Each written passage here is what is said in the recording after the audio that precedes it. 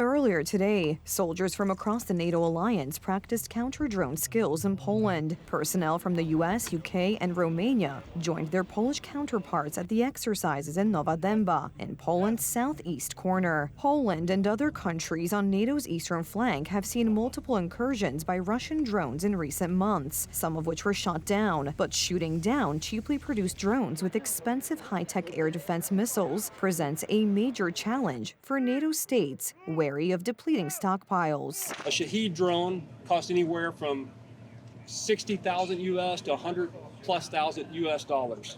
What we're doing today is a tenth of that cost. So that's our major objective is we have got to find lower cost, both sensors and effectors.